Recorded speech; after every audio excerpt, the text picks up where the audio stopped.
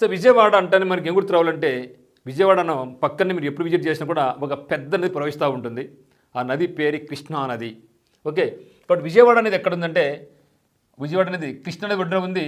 మరి విజయవాడ అనేది ఆంధ్రప్రదేశ్ రాష్ట్రంలో ఉంది. తర్వాత ఆగ్రా. సో ఆగ్రా అనేది యమునా నది ఒడ్డున ఉంది. ఆగ్రా యమునా నది ఒడ్డున ఉంది. ఇది ఉత్తరప్రదేశ్ రాష్ట్రానికి చెందిన పట్టణం. మరి అహ్మదాబాద్. సో అహ్మదాబాద్ అని మనకు గుర్తుకొచ్చేది గుజరాత్. సో సబర్మతి ఆశ్రమం కూడా ఉంది అక్కడ, తెలిసే ఉంటుంది మనకు, ఎందుకంటే చాలా ముఖ్యం. ఒకప్పుడు ఇది గుజరాత్ రాష్ట్రానికి రాజధానిగా ఉండేది.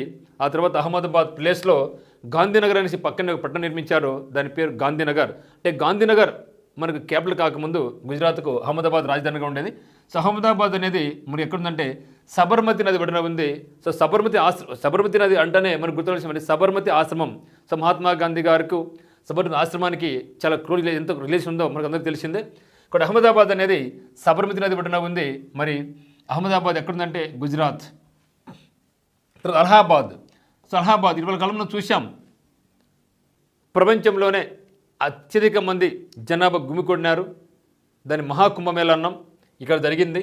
సో అహ్మదాబాద్, దీని పేరు ఇప్పుడు ప్రయాగ్రాజ్ అంటూ ఉంటారు, పేరు మార్చారనమాట, ప్రయాగ్రాజ్ అంటాం.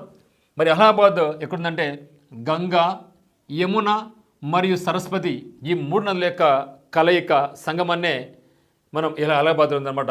ఇది కూడా ఎక్కడుందంటే ఉత్తరప్రదేశ్లో ఉంది. Ayodhya. So Ayodhya temple. So Ayodhya ఎక్కడుందంటే సరయూ నది ఒడ్డున ఉంది. సరయూ నది ఒడ్డున ఉంది, ఉత్తరప్రదేశ్.